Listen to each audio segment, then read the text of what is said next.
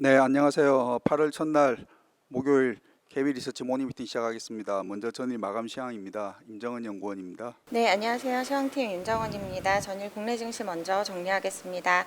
어제 국내 증시는 반도체와 2차 전지주의 상반된 실적 결과에 주가 등락이 엇갈리면서 혼조세로 마감했습니다. 미 기술주 부진에도 국내 반도체주는 삼성전자 후실적과 선반영 인식 등에 반등했습니다.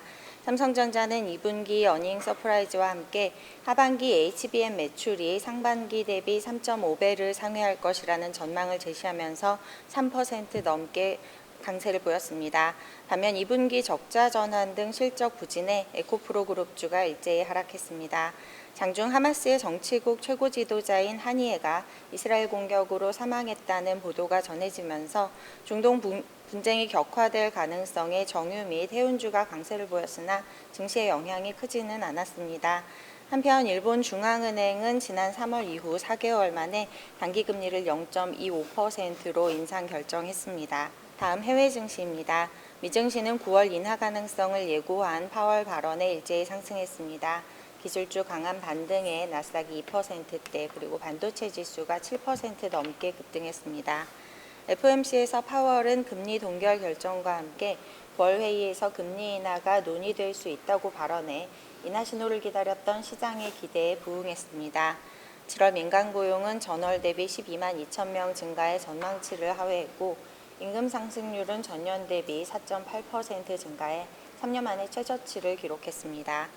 엔비디아는 모건 스탠리의 최선호주로 선정된 것과 함께 AMD 호실적으로 AI 수요가 여전히 견조한 것으로 확인되면서 12%대 급등했습니다.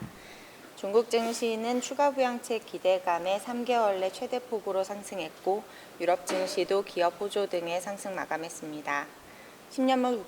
미국 10년물 국채 수익률은 파월 의장이 9월 인하 가능성을 시사하면서 5거래일 연속 하락했고 달러도 연준의 9월 인하 시사와 엔화 급등 영향에 2주례 최저 수준으로 하락했습니다. 유가는 하마스 수장 암살의 중동 위험이 고조되면서 4거래일 만에 4%대 급등했습니다. 관전 포인트입니다. 인플레이션이 지속적으로 완화되고 있다는 평가와 함께 통화정책 전환을 예고한 FOMC 결과에 미 증시가 환호했습니다. AI 수요 유지 전망에 엔비디아와 AMD를 비롯해 관련 기업들의 주가가 크게 반등한 점도 국내 증시에 긍정적입니다. 시장의 관심이 미국 고용보고서로 이동할 전망입니다. 하마스 지도자 암살로 중동 확전 우려가 고조된 점은 변수로 작용할 가능성이 있어 유의해야겠습니다. 이상입니다. 네, 오늘 발표 자료가 많아서 요약은 생략하도록 하겠습니다.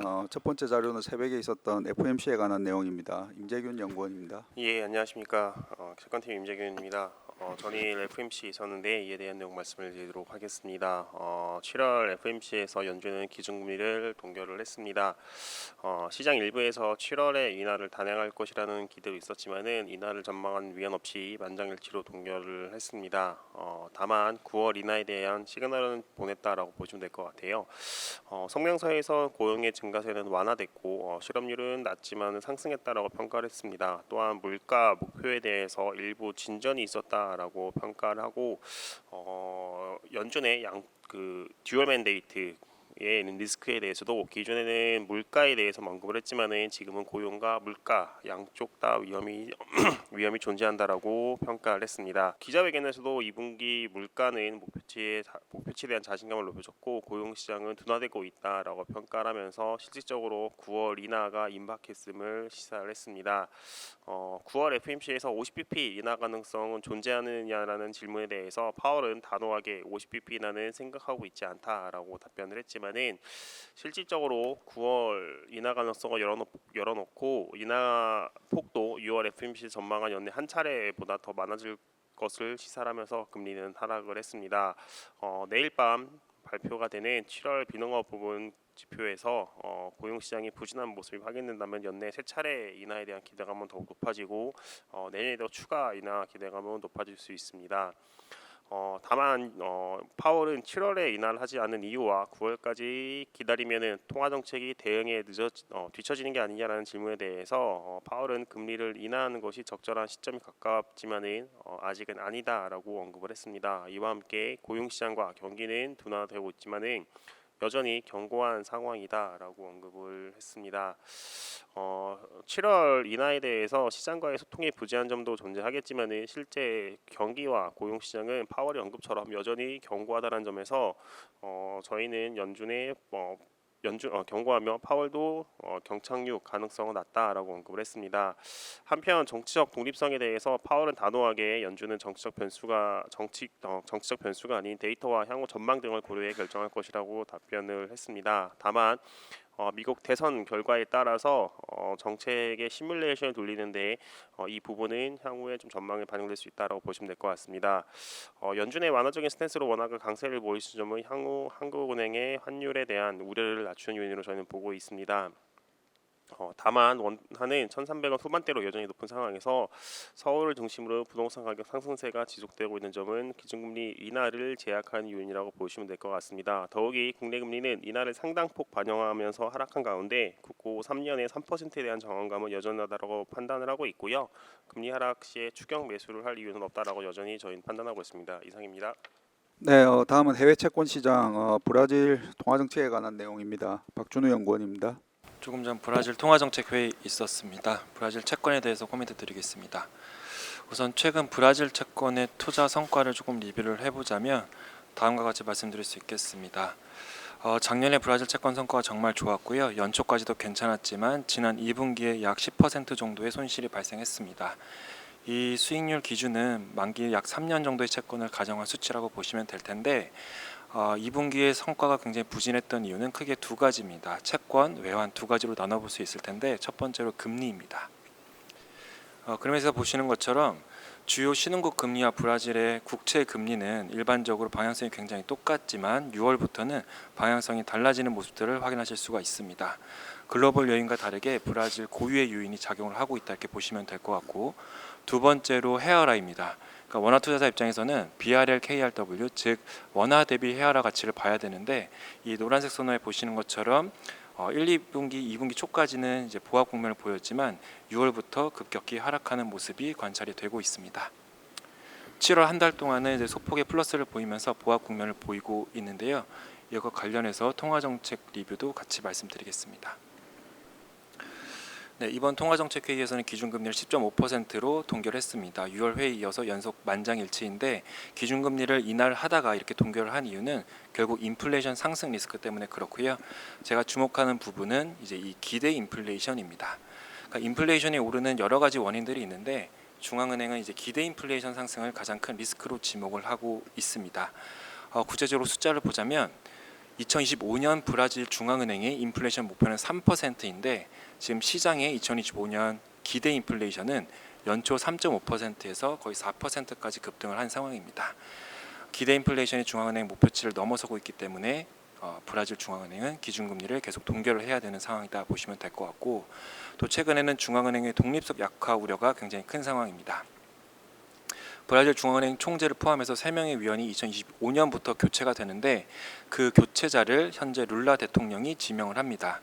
이와 관련해서 누가 이제 지명이 될 것인가에 대한 불확실성이 크다 이렇게 보시면 될 것 같고 이 부분은 지난 6월 자료에서 좀 자세히 다룬 부분이 있습니다.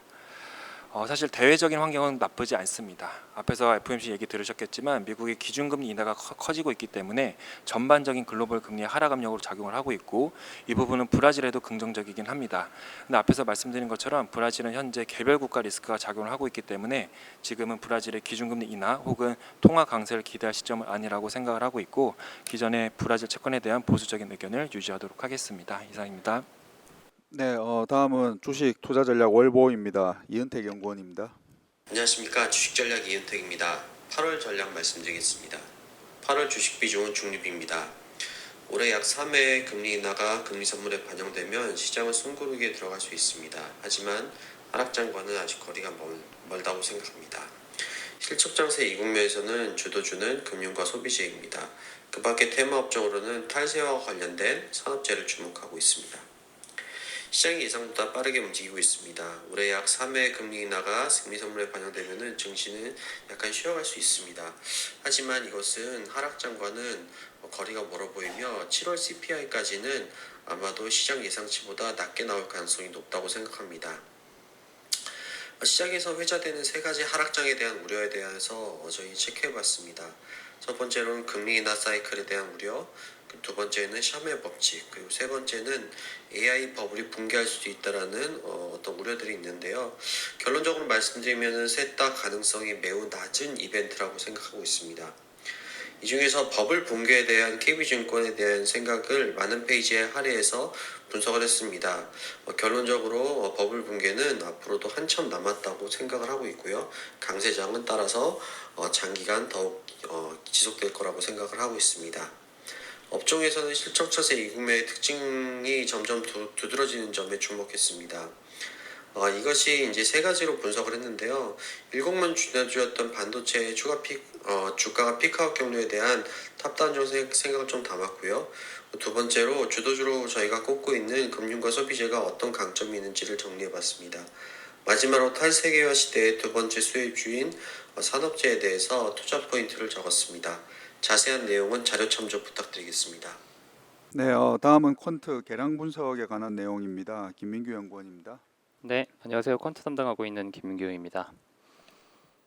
최근에 이제 수익률이 좋은 업종들을 보고 그 업종들이 여기서 더 올라갈 수 있을까, 어떤 조건이 갖춰져야 될지 한번 분석해본 자료이고요. 산업재, 금융, 가전, 바이오, 음식료 이런 것들이 최근 수익률 상위권에 올라가 있습니다. 이들의 상승 지속 가능성을 첫 번째 펀더멘탈, 그리고 두 번째 시세를 보여준 기간이 얼마나 길고 짧느냐에 따라서 주가 상승의 지속성이 얼마나 되느냐, 이거를 통해서 분석해 보았고요. 일단 첫 번째로 펀더멘탈 같은 경우 한번 말씀드려 보면은 올해 그리고 내년도 이익 성장률, 그리고 최근에 3분기 실적 시즌 전망치가 어떻게 변하고 있는가를 한번 업종별로 점검을 해보면 수익률 좋은 것들 중에서 조선, 방산우주, 가전, 상사 이런 업종들이 이익이 괜찮은 그런 상태입니다.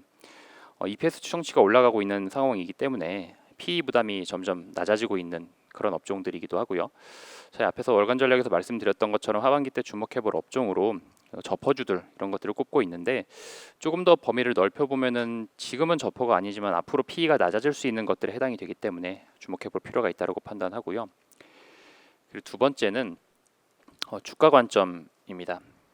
예를 들어서 말씀을 드리면은 오르는 업종들 중에서 어떤 업종은 오른 지 오래됐을 때 진입해도 수익의 기회가 주어질 수 있고, 어떤 업종은 오래될수록 수익률이 좀 떨어지는, 그래서 오히려 오른 지 얼마 안 됐을 때 들어가는 업종이 있을 수가 있는데요. 그래서 과거의 업종별로 이런 차이가 어떻게 났었는지를 이번 자료에서 한번 분석을 해보았습니다. 결론만 말씀드리면 아까 이 언급드렸던 수익률 상위 업종들 중에서 조선, 방산우주, 은행 같은 경우에는 오랜 기간 동안 올라오긴 했지만 오른 지 오래됐을 때 매수해도 추가 수익의 기회가 주어질 수 있는 그런 업종이었고요. 물론 이제 너무 오랜 과열은 경계해야 하겠으나 아직까지는 그런 시점은 아니지 않을까라고 생각하고요.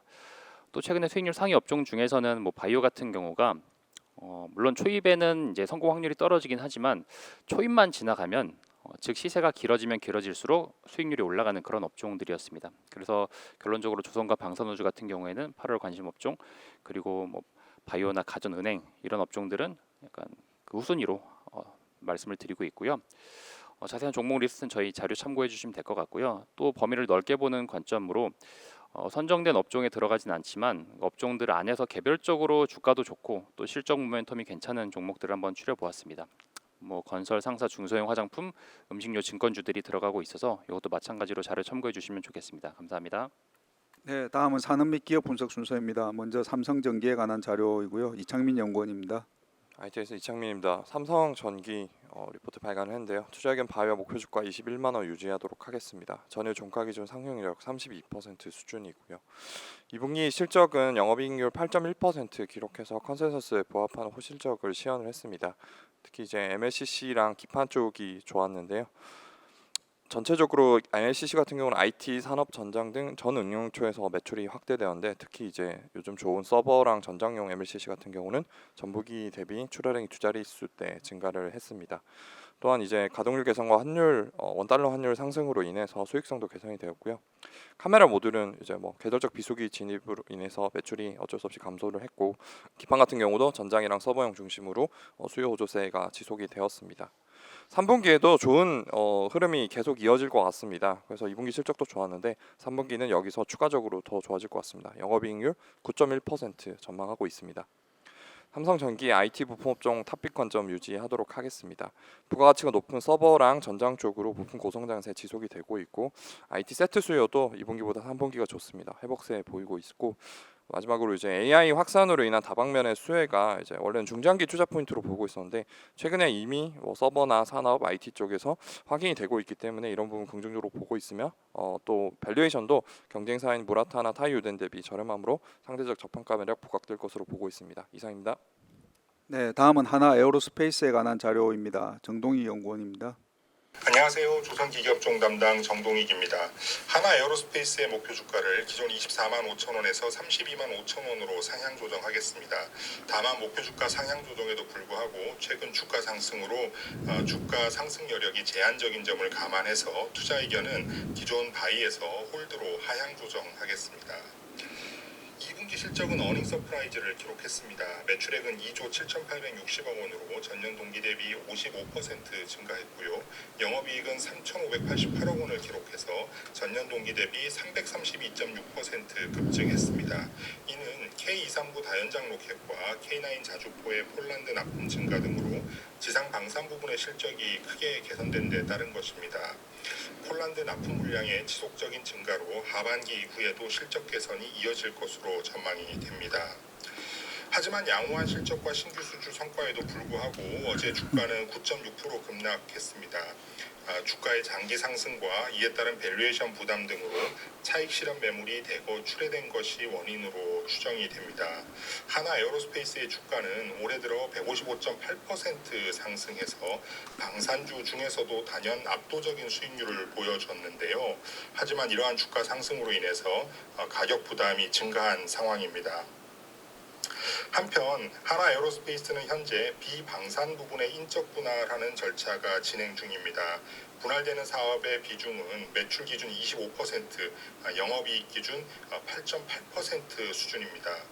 다음 달 14일 임시주총에서 분할안이 가결되면 8월 29일부터 9월 26일까지 약 한 달간 주식 거래가 정지되어서 시장 환경 변화에 따른 대응이나 현금화가 어렵기 때문에 주의가 필요할 것으로 판단이 됩니다.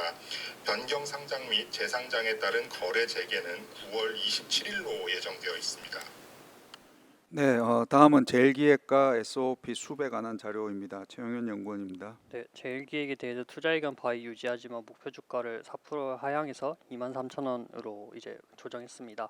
하반기에 광고 경기 개선 속도가 여전히 더딜 것으로 판단이 되기 때문에 2024년, 2025년 영업이익 추정치를 이제 약 1% 정도 하향 조정했습니다.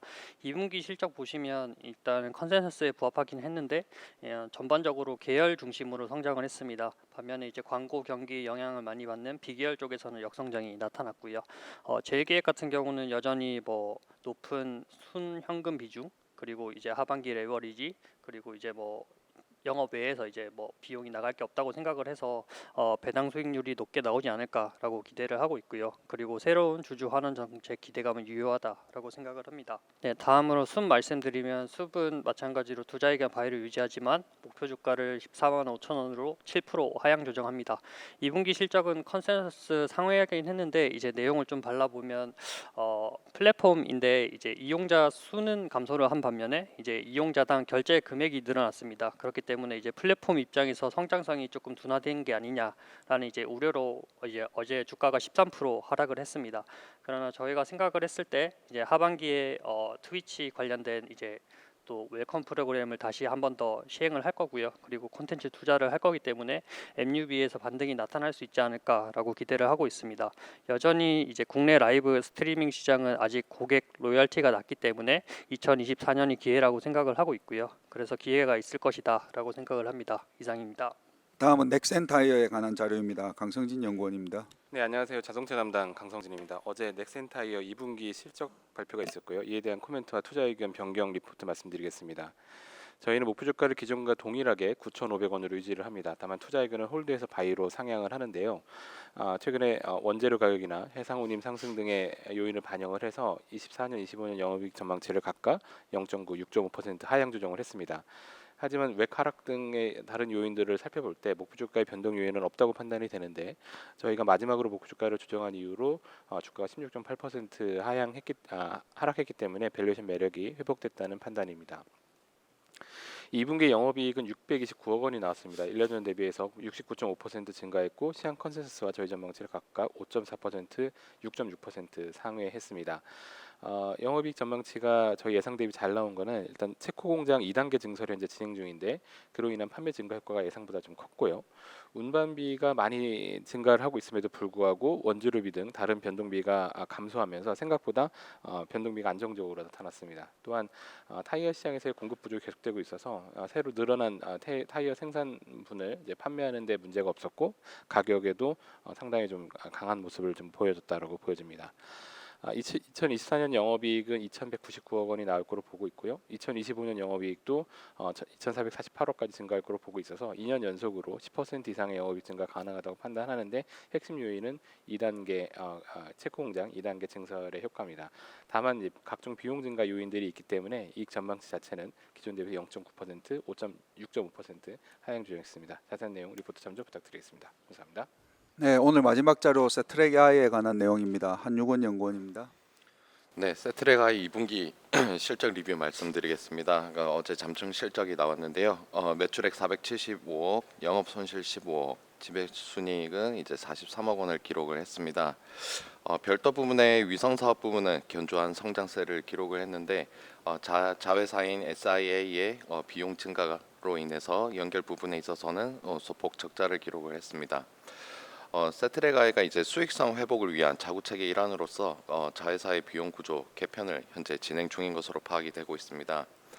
그동안에 이제 개발비라던가 인건비 등 이제 그 비중이 높은 항목들이 점진적으로 하반기부터는 축소가 될 것으로 보고 있고 하반기 매출 원가나 판관비 감소로 인해서 비용 개선 효과가 나타날 전망입니다.